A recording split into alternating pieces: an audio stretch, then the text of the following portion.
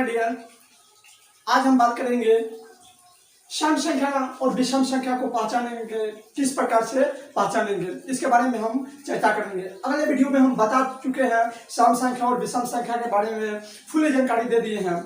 आज हम बताएंगे पहचानेंगे किस प्रकार से, इसका अलग अलग मेथड है पहचानने का, वही बात करेंगे। आप लोग जितना अभी तक पढ़ा दिए हैं उसमें से आप नोट करते रहें और उसके बाद आगे कंटिन्यू परीक्षा तक हम आपको के साथ बने रहेंगे। आप लोग शेयर जरूर करें वीडियो को। तो देखें तो क्या होता है, सम संख्या और विषम संख्या को पहचानने का क्या विधि है। इसका दो विधि होगा, एक भाग विधि के द्वारा और दूसरा विधि है आपको नॉर्मल। अगर जिसके संख्या के अंत में, जिस संख्या के अंत में 0, 2, 4, 6, 8 हो तो उस संख्या को हम समझ जाएंगे क्या होगा, ये सम संख्या होगा। और जिस संख्या के अंत में अगर 1, 3, 5, 7, 9 रहेगा उस संख्या को हम समझ जाएंगे ये विषम संख्या है। इसके बाद करेंगे, देखिए किस प्रकार से हम पहचानेंगे। जैसे 2020 कौन संख्या है, सम संख्या है कि विषम संख्या है। एग्जाम्पल में हम दिए हैं 2020। आप पहचान करना है कि अंत में क्या है, 0 कौन संख्या है, देख लीजिए यहाँ देख लीजिए। इसको एक हम पहचानने का एक अलग मेथड बता दिया है, जिसके अंत में 2, 4, 6, 8 रहेगा, वो क्या हो जाएगा, सम संख्या हो जाएगा। उसके बाद करेंगे, देखिए कहेगा 240 या कहेगा 18, इस सब कहेगा क्या कौन संख्या है, तो आपको पता चल जाएगा क्या है, जिसके अंत में क्या है, देखिए 4 यहाँ लिखा हुआ है 4, इसलिए कौन हो जाएगा, सम संख्या होगा। 0 है इसलिए क्या होगा जाएगा, ये सम संख्या होगा। उसी प्रकार से रहेगा, और जैसे रहेगा 16, इसका अंत में कितना है, 6 है, इसलिए क्या हो जाएगा, ये भी हो जाएगा एक सम संख्या। उसी प्रकार से दूसरा क्या आता है, विषम संख्या। जिस संख्या के अंत में 1, 3, 5, 7, 9 रहे वो पहचान जाएंगे हम, ये विषम संख्या है। जैसे रहेगा 2000 कितना दे देते हैं, 2100 कितना दे देते हैं, 1200 इतना दे देते हैं। ये कहेगा अब कौन संख्या है, एग्जाम्पल में आपको बताना होगा कौन संख्या होगा, ये हो जाएगा कौन, ये हो जाएगा विषम संख्या। क्या कि जिसके अंत में कितना है, आप देख लीजिए 3 है, इसलिए क्या हो जाएगा, ये विषम संख्या होगा। उसी प्रकार से रहेगा 211, इसके अंत में कितना है, 1 है, 1 क्या है, विषम संख्या होगा, कोई दिक्कत नहीं होगा।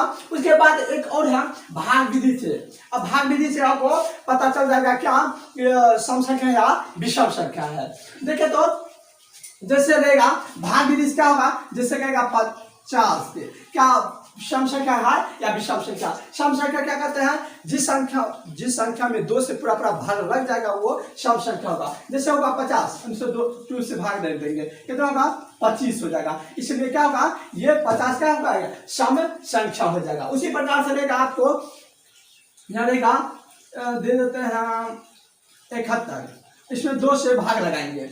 देखिए तो 35 पॉइंट लगभग में हो जाएगा, इसलिए यह नहीं होगा, ये हो जाएगा, शेष बचेगा, इसलिए ये क्या हो जाएगा, विषम संख्या होगा। और आगे हम बात करते हैं, इसमें कुछ ऑब्जेक्टिव क्वेश्चन के बात करेंगे।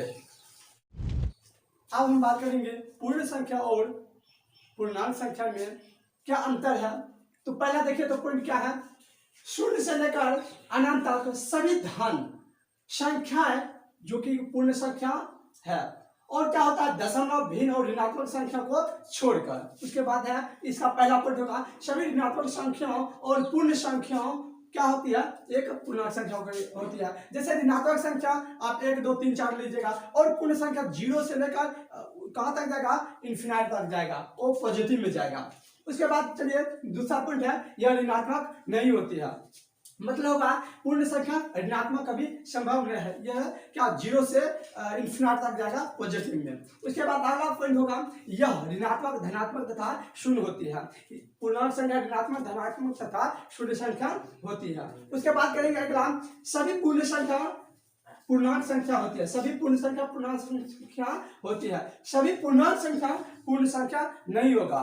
उसके बाद अगला करेंगे डायग्राम। आप देख लीजिए ये 0 से स्टार्ट होगा, ये क्या होगा माइनस इन्फिनिटी से क्या हो जाएगा माइनस इन्फिनिटी से 0, उसके बाद कहाँ जाएगा प्लस इन्फिनिटी तक जाएगा।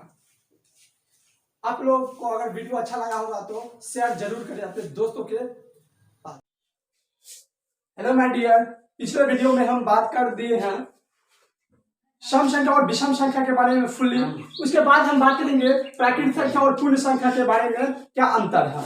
उसके बाद देखिए इधर लिख दिए हैं प्राकृतिक संख्या, इधर लिख दिए हैं पूर्ण संख्या। देखिए तो प्राकृतिक संख्या 1 से लेकर अनंत तक होता है, 1 से लेकर अनंत तक होता है।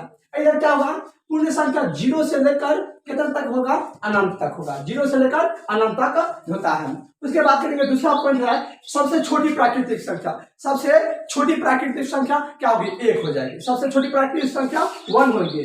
उसके बाद होता है सबसे छोटी पूर्ण संख्या, सबसे छोटी पूर्ण संख्या 0 होगी, क्या हो जाएगी 0 हो जाएगी। उसके बाद तीसरा पॉइंट देखिए काफी इंपॉर्टेंट है, सभी प्राकृतिक संख्या पूर्ण संख्या होती है। सभी प्राकृतिक संख्या क्या होगी पूर्ण संख्या होगी। और क्या होता है सभी पूर्ण संख्या प्राकृतिक संख्या नहीं होती है, सभी पूर्ण संख्या प्राकृतिक संख्या होगा। देखिए तो ये क्या होगा, ये क्या है एक डायग्राम है, ये पूर्ण संख्या है। और देखिए प्राकृतिक संख्या कहां से स्टार्ट होगा, क्या सभी पूर्ण संख्या प्राकृतिक संख्या होगा नहीं होगा। क्या होगा ये सभी प्राकृतिक संख्या पूर्ण संख्या होगा, क्या होगा सभी प्राकृतिक संख्या पूर्ण संख्या होगा। अगले वीडियो में हम बात करेंगे पूर्ण संख्या और पूर्णांक संख्या में क्या अंतर है।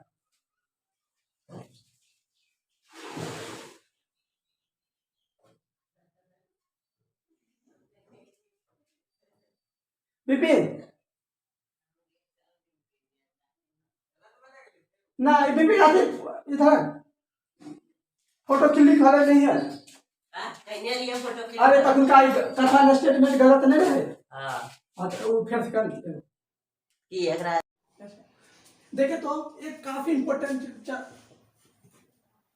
इंपॉर्टेंट क्वेश्चन है क्या शून्य सम संख्या है या विषम संख्या, जो कि बिहार बोर्ड के लिए काफी इंपॉर्टेंट है। ये क्या हो जाएगा इसका आंसर हो जाएगा क्या सम संख्या। आपको हम डायग्राम बताए थे, इसके बारे में हम चर्चा किए थे 1 2 3 4। इसी प्रकार से देखिए 2 क्या है सम संख्या है, एक अंक छोड़िए और एक अंक फिर छोड़ने के बाद क्या आएगा 0 पर आएगा। 0 क्या है सम संख्या है, 0 क्या है सम संख्या। अर्थात देख लीजिए 0 में अगर 2 से भाग देंगे तो क्या होगा 0 प्राप्त होता है, इसलिए क्या हो जाएगा ये सम संख्या हो जाएगा। अतः 0 में 2 से भाग देने पर 0 होता है, अतः 0 एक सम संख्या है। आज के लिए इतना ही। आप लोगों को वीडियो अगर अच्छा लगा होगा तो आप जरूर चैनल को सब्सक्राइब करें।